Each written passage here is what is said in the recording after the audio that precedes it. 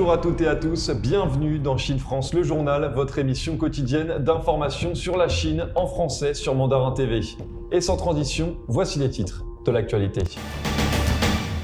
La Chine félicite enfin Joe Biden pour son élection. La Maison-Blanche interdit aux Américains d'investir dans le complexe militaro-industriel chinois. Xi Jinping assiste aux célébrations du 30e anniversaire du développement et de l'ouverture de Pudong. Les Galeries Lafayette vont ouvrir leur 3e magasin en Chine en 2022. Et pour finir ce journal, nous nous rendrons dans le parc national des singes dorés du Yunnan, dans la préfecture autonome tibétaine du Tiqing. Là-bas, certains ménages pauvres sont devenus gardes forestiers afin de préserver les primates du parc dans un tableau écologique naturel et harmonieux. Le président actuel des États-Unis, Donald Trump, a publié jeudi un décret interdisant aux Américains de financer directement ou via des fonds des entreprises chinoises proches du secteur militaire. Une trentaine d'entreprises chinoises sont concernées.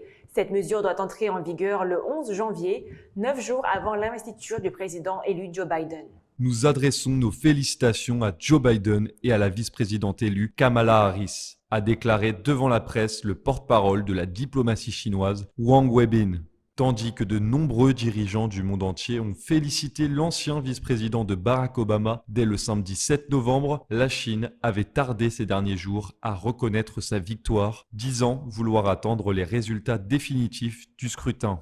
Alors que le président sortant, Donald Trump, n'a toujours pas admis sa défaite, le porte-parole du ministère chinois des Affaires étrangères a répété vendredi que le résultat de l'élection américaine serait confirmé conformément aux lois et procédures en vigueur aux États-Unis. La lenteur de la réaction chinoise peut laisser supposer que Beijing misait sur une réélection de Donald Trump, largement perçu en Chine comme ayant affaibli son pays et l'Occident, même s'il a gravement contribué à détériorer les relations sino-américaines en déclenchant notamment une guerre commerciale transpacifique. Le président chinois, quant à lui, Xi Jinping, n'a pas pour l'heure félicité personnellement le candidat démocrate. Plusieurs médias américains comme NBC, CBS, ABC et CNN ont indiqué jeudi 12 novembre que Joe Biden a remporté l'État de l'Arizona, ce qui lui donne 11 grands électeurs de plus. Il possède une avance de 11 000 voix dans cet État du sud-ouest des États-Unis face à Donald Trump. C'est la première fois que le camp démocrate remporte la victoire dans cet État depuis 1996. Fox News et Associated Press avaient déjà donné le candidat démocrate vainqueur dans la nuit ayant suivi le scrutin du 3 novembre aux grandes dames de son rival républicain, le président Donald Trump. Après cette victoire en Arizona, Joe Biden peut désormais compter sur 290 grands électeurs quand il lui en faut 270 pour remporter l'élection présidentielle et faire son entrée à la Maison-Blanche le 20 janvier prochain. Donald Trump refuse toujours de reconnaître la victoire de son rival démocrate plus d'une semaine après le scrutin. Il reste encore à proclamer le résultat dans 2 États, la Caroline du Nord et la Géorgie. La Chine a tardé à reconnaître la victoire du candidat démocrate à la présidence des États-Unis, disant vouloir attendre les résultats définitifs du scrutin. C'est chose faite depuis vendredi. Le porte-parole de la diplomatie chinoise, Wang Wenbin, a félicité Joe Biden et Kamala Harris pour leur élection, près d'une semaine après l'annonce de la victoire du ticket démocrate face à Donald Trump. Nous respectons le choix du peuple américain, affirme Beijing. Le sujet était sur la table depuis plusieurs mois. Jeudi, la Maison-Blanche a publié un décret interdisant aux Américains d'investir directement ou via des fonds dans une trentaine d'entreprises chinoises jugées proches du secteur militaire. Cette interdiction prendra effet le 11 janvier prochain, soit 9 jours avant l'investiture prévue du nouveau président élu Joe Biden. Les détenteurs auront jusqu'au 11 novembre 2021 pour solder leurs titres. La Chine accroît la taille de son complexe militaro-industriel en obligeant les entreprises civiles chinoises à soutenir ses activités militaires et de renseignement, explique Donald Trump dans le décret transmis par la Maison-Blanche. Ces entreprises, bien qu'elles restent ostensiblement privées et civiles, soutiennent directement les appareils militaires de renseignement et de sécurité de la Chine, justifie-t-il. Les sociétés visées sont cotées en Chine et à Hong Kong, voire pour quelques filiales d'entre elles à Wall Street.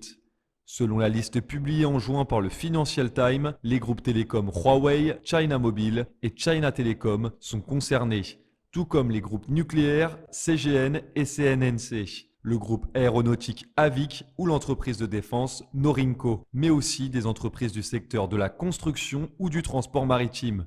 Nombre de ces entreprises sont déjà visées par des restrictions américaines de divers ordres. Les particuliers ne savent pas toujours eux-mêmes dans quelles entreprises leur argent est investi. Les investisseurs individuels aux États-Unis peuvent sans le savoir fournir des fonds par l'intermédiaire de véhicules d'investissement institutionnels passifs tels que les fonds communs de placement et les plans de retraite, a expliqué le conseiller à la sécurité nationale Robert O'Brien dans un communiqué séparé également publié jeudi. L'action du président sert à protéger les investisseurs américains contre la fourniture involontaire de capitaux destinés à renforcer les capacités de l'armée de libération du peuple et des services de renseignement de la République populaire de Chine, appuie-t-il. Des services qui, estime Washington, ciblent régulièrement les citoyens et les entreprises américaines par le biais de cyberopérations et menacent directement les infrastructures essentielles, l'économie et l'armée des États-Unis et de leurs alliés.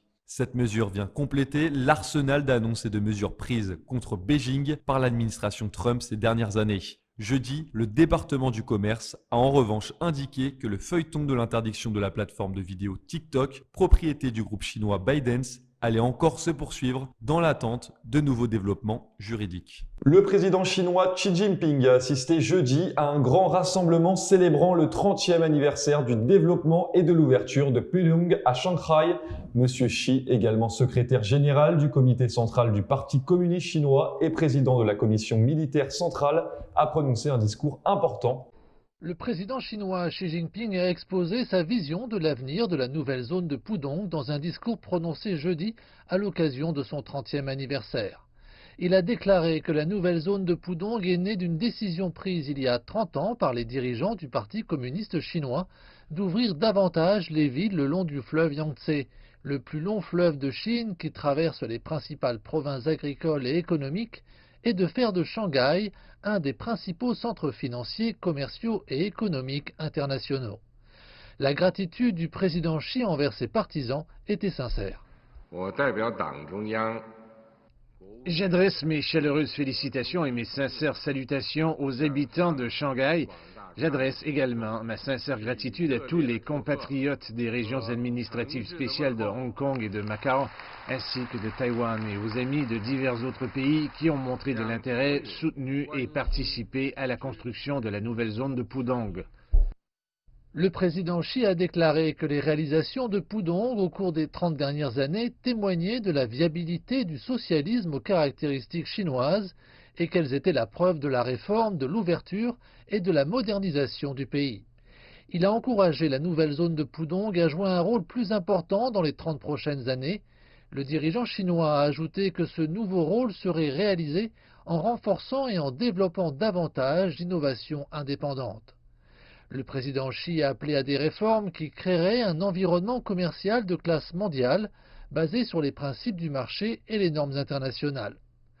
Pudong continuera à diriger, a-t-il dit, en poursuivant des niveaux élevés d'ouverture aux opportunités dans la coopération et la concurrence mondiale. Il a appelé à des efforts pour renforcer la mobilisation des ressources dans les capitaux, l'information, la technologie, les talents et les biens. Pudong continuera d'avoir un rôle moteur en s'imposant comme une plateforme internationale de négociation d'actifs financiers et une plaque tournante importante des chaînes industrielles, d'approvisionnement et de valeur mondiale. Le président Xi a enfin exhorté le district à moderniser la gouvernance urbaine, dans laquelle les mégapoles sont développés dans le respect de l'environnement et du socialisme aux caractéristiques chinoises.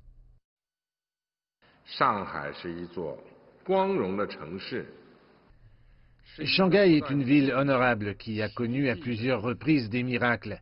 Au cours des 30 ans de développement et d'ouverture de Pudong, la région a suivi un chemin de libération des esprits et d'approfondissement des réformes. Elle a suivi la voie d'embraser le monde et d'élargir son ouverture. Elle a également suivi une voie consistant à enfreindre des règles dépassées et à soutenir l'innovation. Et nous tournant vers l'avenir, nous avons de solides preuves de croire que dans la cause du développement chinois dans la nouvelle ère, Shanghai continuera à faire de nouveaux miracles pour surprendre le monde et afficher un nouvel élan en tant qu'élément important de la construction par la Chine d'un pays socialiste moderne. Le président Xi a également visité une exposition présentant le développement et l'ouverture de Pudong au cours des 30 dernières années.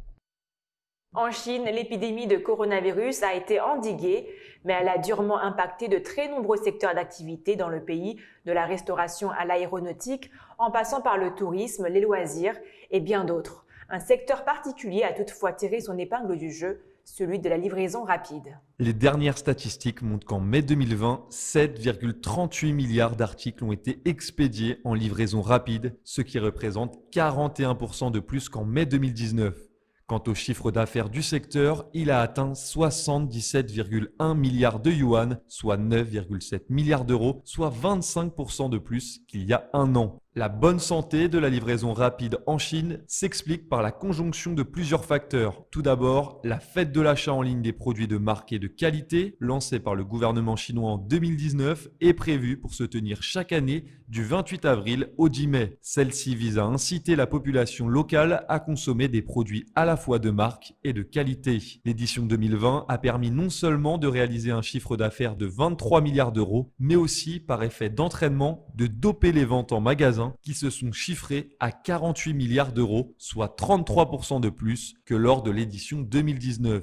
Et surtout, sous l'effet de la fête de l'achat en ligne des produits de marque et de qualité, la Poste chinoise a pu, pendant les vacances du 1er mai, expédier 1,1 milliard de colis, soit une croissance de 41,8% par rapport à 2019. Deuxième facteur de succès, la progression des ventes via des émissions en direct sur les plateformes d'e-commerce très en vogue en Chine. En fait, grâce à l'étroite collaboration entre les vendeurs et les plateformes d'e-commerce, les acheteurs peuvent passer commande en même temps qu'ils regardent les émissions promotionnelles. Pendant les vacances du 1er mai 2020, par exemple, les ventes ont doublé tandis que la variété des produits mis en vente a été multipliée par 4,7. À signaler enfin l'accélération du passage de la consommation offline à la consommation online. Dans le contexte où la prévention contre la Covid-19 est devenue la norme, les achats en magasin suspendus ou volontairement restreints pendant la période de confinement se sont très vite transformés en achats en ligne, ce qui a donné un coup d'accélérateur au développement de la livraison rapide avec 250 millions d'expéditions en moyenne par jour.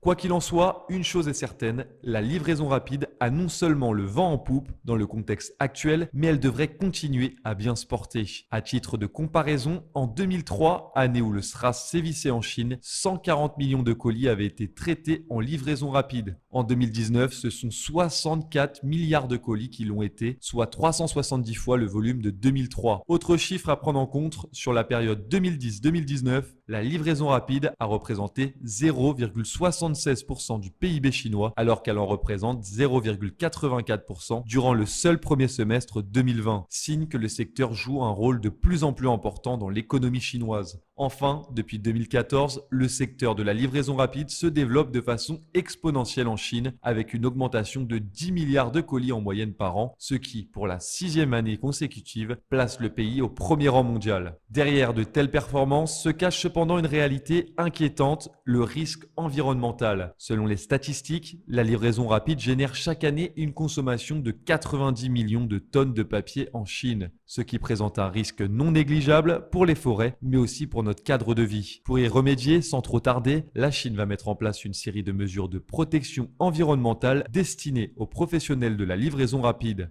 En attendant, ceux-ci ont commencé à utiliser des emballages dits écologiques, dont notamment des emballages recyclables, ce qui permet de créer de nouvelles opportunités pour le secteur de la protection de l'environnement. Aujourd'hui, la Chine compte plus de 30 fabricants d'emballages écologiques, mais le total de leur chiffre d'affaires n'excède pas encore 50 milliards de yuan, soit 6,3 milliards d'euros. Bonne nouvelle toutefois, on attend une croissance à 100 milliards de yuan d'ici 5 ans, signe que la livraison rapide a encore de beaux jours devant elle. Les Galeries Lafayette, l'enseigne de grands magasins, est malmenée en France par la crise de Covid-19. Elle n'en poursuit pas moins son développement dans l'empire du milieu où la consommation a repris ses droits. La nouvelle unité lèvera son rideau en 2022 à Quya, la capitale de la province à fort potentiel du Quishan. Après avoir ouvert 2 magasins emblématiques à Beijing et Shanghai, les Galeries Lafayette poursuivent leur développement en Chine et annoncent l'ouverture d'un 3e magasin à Quya, la capitale de la province à fort potentiel du sud-ouest du Guishan dans le district de Nanning. Son nouveau magasin phare occupera 11 500 mètres carrés sur 2 étages dans le centre commercial D-Place appartenant à HLC Group qui doit ouvrir partiellement en 2021. Le magasin Galeries Lafayette ouvrira ses portes au printemps 2022. Au cours des 8 dernières années, le taux de croissance du PIB de Guiya a devancé celui des autres capitales provinciales de Chine, car ses consommateurs augmentent leurs exigences pour un mode de vie de haute qualité. En tant que centre politique, économique, culturel et de divertissement, de transport et de logistique de la province du Guizhou, Guiya offre un énorme potentiel de consommation. Ces dernières années, la ville a fait de gros efforts pour construire sa mission de marque autour du concept Cool Guiya Shopping Paradise. Commentant cette signature, Philippe Pédon, senior du développement international des Galeries Lafayette, a déclaré qu'1 an après l'ouverture du magasin des Galeries Lafayette de Shanghai et malgré les bouleversements causés par la situation sanitaire ces derniers mois, nous sommes ravis de pouvoir continuer de développer la marque Galeries Lafayette en Chine en s'associant à HLC Commercial Estates Group. Ce 3e magasin nous permettra de proposer aux habitants de Guiya notre savoir-faire en matière de mode et d'art de vivre à la française. Thomas Thompson, vice-président de HLC Commercial Estates Group, a déclaré « Nous sommes ravis de nous associer aux Galeries Lafayette car cela marque une nouvelle étape dans cette région clé et le lancement de notre projet D-Place ». Il a conclu en ajoutant que dans un contexte où de nombreux détaillants internationaux de premier plan se penchent sur le marché de Guiya, ce partenariat stratégique positionne D-Place et les Galeries Lafayette à la pointe d'une nouvelle ère pour la ville à venir, la plus prometteuse du Sud-Ouest. HLC Commercial Estates Group a pour mission de contribuer au développement de la mode urbaine de Guiya et de promouvoir Guiya en tant que ville internationale influente du sud-ouest de la Chine. Et pour finir ce journal, une personne se met à la protection de la forêt et toute la famille sort ainsi de la pauvreté. La reconversion professionnelle de certains ménages pauvres en garde forestier écologique est une mesure importante qui contribue à la réduction de la pauvreté écologique et de celle des habitants. Pour en apprendre plus, direction le parc national des singes dorés du Yunnan, dans la préfecture autonome tibétaine de Tiqing, un reportage signé CGTN.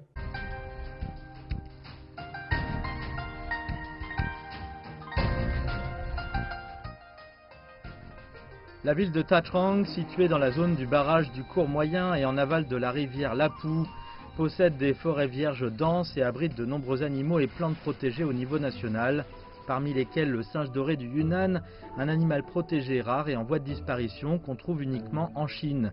Chaque matin à 8h30, Yu Xiao2 se rend en hâte à l'endroit où les singes ont passé la nuit, afin d'être ponctuel pour la distribution de leur nourriture. Lusnés poussant sur les vieilles branches de montagne constituent leur mets favori. Les gardes forestiers doivent compter le nombre de singes au nez retroussé du Yunnan qui apparaissent chaque jour afin de suivre de près leur dynamique démographique. Vous, les 8 là-bas, vous pouvez descendre, les 6 là aussi, et vous, les 3 là, allez, venez, je les repère tout de suite, je les compte tous les jours. Il y en a un certain nombre, s'il y en a un qui ne vient pas, on le sait, c'est un peu comme une famille, je suis comme un professeur qui regarde ses élèves. Les singes logent dans plus de 70 endroits. La feuille de route des gardes forestiers varie en fonction des changements de localisation des singes. Parfois, ils doivent marcher des dizaines de kilomètres par jour dans la forêt vierge. Bien que fatigués, ils sont heureux. Depuis 2008, 12 ans se sont écoulés, 2 ans à les suivre, 10 ans à leur donner de l'eau et de la nourriture matin et soir. Là où il n'y a pas d'eau, on leur en apporte. 10 ans que je les nourris, ils sautent de partout, ils sont très facétieux aujourd'hui, ils sont là, demain ils n'y seront plus. Les gardes forestiers ne parlent que des singes pendant la pause. Ils sont avec eux jour et nuit et leur ont donné chacun un nom. Celui-là qui était à l'instant dans l'arbre, c'est Rongdian, il en a 10 sous son égide. C'est un peu le chef ici. Le grand là, de 2008 jusqu'à il y a 5-6 ans, c'était le roi des singes. Maintenant il se fait vieux. Celui à côté de moi, on l'appelle le grand. Il a 2 épouses, 6 petits mâles. Celle-là, c'est aussi la femelle de sa famille. Il y a 8 ménages, ça fait plus de 60 singes. La relation entre les gardes forestiers et les singes est maintenant très étroite, mais cela n'a pas toujours été le cas. Comme le dit le dicton, en s'appuyant sur les montagnes pour manger des montagnes, la plupart des villageois avaient pris l'habitude de couper des arbres et de chasser les singes pour gagner leur vie. Quand les singes voyaient les hommes, ils partaient se cacher. Vous pouvez dire que ce singe dort, il a peur des gens, il a peur des chiens. Au moment où vous chassez, vous apportez votre chien, s'il l'attrape, il a peur des chiens. Certains experts disent qu'ils préfèrent les endroits de haute altitude. Et je sens que ce n'est pas parce qu'ils aiment l'altitude, c'est parce qu'ils ont peur des gens, ils n'osent pas descendre, ils sont beaucoup à ne pas vouloir descendre. Le mythe des elfes enneigés décrit le mystère des singes d'or, mais il illustre aussi le sort de la population des singes qui ne vivent qu'entre les rivières Dinsha et Lansrang, près de la ligne de neige à une altitude de 2800 mètres à 4300 mètres, et dans un très petit habitat. Afin de protéger le singe d'or, la préfecture autonome tibétaine de Ditsing a commencé la construction du parc national du singe d'or, mais cette forêt de montagne est l'habitat du singe d'or, mais aussi la maison des villageois, la protection écologique et le développement communautaire semblaient autrefois contradictoires. Le parc national couvre une superficie de 334 km². La protection des forêts, la protection des singes demandait beaucoup de main-d'œuvre, familière avec le paysage forestier, bonne à la marche de montagne. Aussi, les villageois locaux étaient les meilleurs candidats. Donc, sous la direction de la politique nationale, le gouvernement local a adopté la dite Garde écologique plus, pour pousser la population pauvre vivant dans le parc national de la réserve écologique à protéger la forêt. Avec la croissance de la population des singes, les gardes écologiques étaient au début 4 personnes et sont maintenant 27 personnes. Yu Wenwu est enregistré avec sa famille comme des gens pauvres. Maintenant, il est principalement responsable de l'équipe qui s'occupe des singes dans plusieurs entrepôts de transport. Non seulement il peut gagner un revenu fixe chaque mois, mais aussi avec l'aide du village, il a pu se construire une nouvelle maison.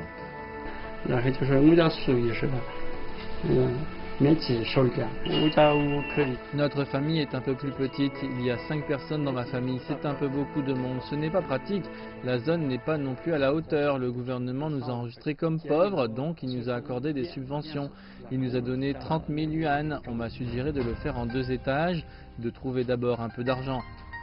De chasseurs à protecteurs, le soir et la nuit, les hommes ont établi avec le singe d'or une relation de confiance. Grâce à cette relation, le parc national du singe d'or est également devenu un haut lieu du tourisme. Les touristes à Shangri-La se rendent dans le village pour quelques jours. Le nombre de touristes a augmenté d'année en année. En 2019, il a atteint 138 000 et les recettes touristiques plus de 12 millions de yuan. Les habitants du village de Tachrang ont vraiment réalisé la réduction de la pauvreté dans cet endroit montagneux et on voit que l'écologie est devenue un moteur puissant de l'éradication de la pauvreté. Et c'est déjà l'heure pour nous de nous quitter. Merci de nous avoir suivis sur Mandarin TV. Et rendez-vous sur mandarintv.fr pour retrouver toute l'actualité. Très belle journée ou très belle soirée en notre compagnie sur Mandarin TV.